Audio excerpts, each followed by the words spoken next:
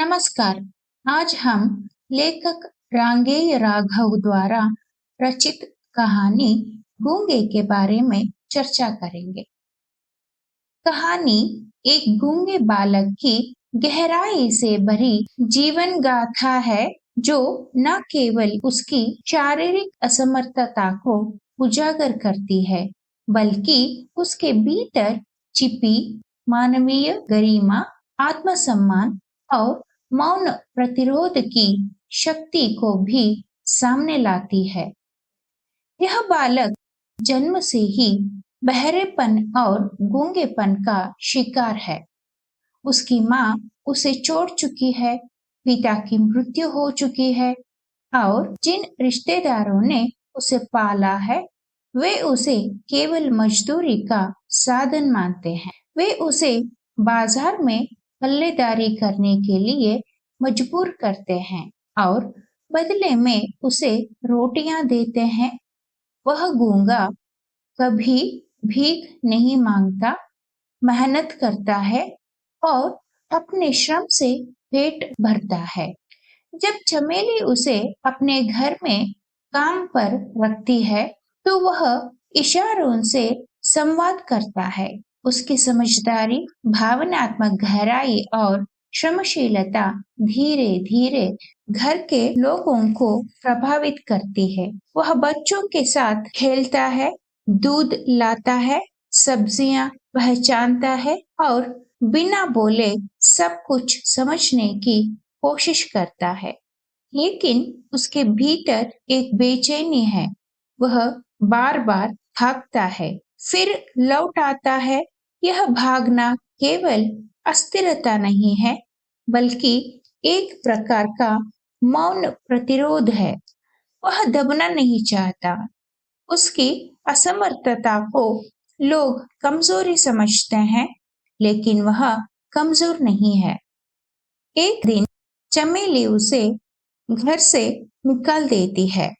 कुछ ही समय बाद वह सड़क के लड़कों से पिटकर घायल अवस्था में लौटता है, क्योंकि वह गूंगा होने के बावजूद उनके सामने झुकना नहीं चाहता था। यह दृश्य अत्यंत मार्मिक है। उसका सिर फटा हुआ है। वह दरवाजे की दहलीज पर कुत्ते की तरह चिल्ला रहा है, लेकिन उसकी चिल्लाहट में केवल पीड़ा नहीं, प्रतिरोध की गूंज भी है। वह कहना चाहता है कि वह भी इंसान है, उसका भी आत्मसम्मान है और वह अन्याय के सामने झुकना नहीं चाहता। गूंगे की पीड़ा केवल शारीरिक नहीं, बल्कि मानसिक और सामाजिक भी है। वह बोलने की कोशिश करता है, लेकिन अस्फुट ध्वनियां निकलती हैं। उसका रुदन पशु की कराह जैसा है और उसकी हंसी भी एक अजीब सी गुर्राहट बन जाती है। वह समाज की उस पीड़ा का प्रतीक बन जाता है, जो मौन है, असहाय है, फिर भी जीवित है। गूंगा केवल एक व्यक्ति नहीं, बल्कि उन असंख्य लोगों का प्रतिनिधि है जो समाज में उपेक्षित है, जो अन्याय को समझते हैं पर बोल नहीं सकते, जो स्नेह और समानता की तलाश में भटकते रहते हैं। गूंगा इसलिए दबना नहीं चाहता, क्योंकि वह प्रतिरोध करना जानता था। उसका प्रतिरोध शब्दों में नहीं था, लेकिन उसकी आंखों में, उसकी चुप्पी में, उसकी पीड़ा में और उसके बार बार लौट आने में था। वह बार बार यह जताता है कि वह केवल दया का पात्र नहीं, बल्कि सम्मान का अधिकारी है। वह समाज के उस वर्ग का प्रतीक है जो बोल नहीं सकता, लेकिन अन्याय के विरुद्ध खड़ा रहना जानता है। कहानी के अंत में चमेली सोचती है कि आज के समय में कौन गूंगा नहीं है। लोग अन्याय के खिलाफ बोलना तो चाहते हैं, लेकिन डर और मजबूरी के कारण चुप रहते हैं। यही सोच कहानी को एक गहरे आत्मचिंतन और सामाजिक चेतना की ओर ले जाती है। गूंगे कहानी का उद्देश्य है समाज की असंवेदनशीलता पर प्रहार करना, पाठकों को आत्मचिंतन के लिए प्रेरित करना और करुणा की असली परिभाषा को समझाना। यह कहानी दिखाती है कि सच्ची ममता और संवेदना रिश्तों से नहीं बल्कि इंसानियत से आती है।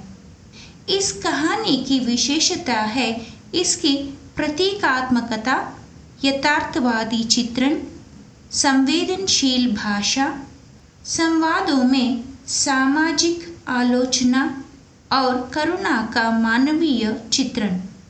गूंगा एक ऐसा पात्र है जो समाज की मूकता का प्रतीक बन जाता है और चमेली एक ऐसा चरित्र है जो ममता और व्यवस्था के बीच संघर्ष करती है। अंततः गूंगे केवल एक कहानी नहीं बल्कि एक चेतावनी है कि मौन भी एक अपराध हो सकता है। यह हमें संवेदना, आत्मबोध और सामाजिक जिम्मेदारी की ओर बुलाती है। अब हम इस कहानी का मुख्य पात्र गूंगे का चरित्र चित्रण करेंगे। गूंगा एक ऐसा पात्र है जो जन्म से ही बोल और सुन नहीं सकता। उसकी शारीरिक असमर्थता उसे समाज से अलग कर देती है। वह बोलने की कोशिश करता है, लेकिन उसके गले से केवल टूटी फूटी और तीखी आवाजें निकलती हैं, जो घायल पशु की कराह जैसी लगती हैं। वह इशारों, आंखों और चेहरे के भावों से अपनी बात कहता है। यह उसकी भाषा है, लेकिन समाज उसे समझने की कोशिश नहीं करता। लोग उसे दया या मनोरंजन की वस्तु समझते हैं। गूंगा केवल एक असहाय बच्चा नहीं है, वह मेहनती है, आत्मगौरव से भरा हुआ है और अपने श्रम से जीवन जीता है। वह हलवाई की दुकान पर काम करता है, कपड़े धोता है, लेकिन कभी भी भीख नहीं मांगता। जब उसे रोटियां फेंक कर दी जाती है तो वह उन्हें नहीं उठाता, क्योंकि उसका आत्मसम्मान उसे रोकता है। गूंगा समाज की हिंसा और उपेक्षा के सामने झुकता नहीं। वह केवल एक मूक और बहरा बच्चा नहीं है, वह उस गहरे सामाजिक संकट का प्रतीक है जहाँ संवेदना तो है, लेकिन उसे कहने का साहस नहीं है। गूंगे की मूकता हमें यह सोचने पर मजबूर करती है कि क्या केवल बोलना ही संवाद है? क्या समाज उन आवाजों को सुनता है जो शब्दों में नहीं, इशारों और कराहों में होती हैं? गूंगा हमें यह सिखाता है कि आत्मगौरव, मेहनत और संवेदनशीलता किसी भी शारीरिक कमी से बड़ी होती है।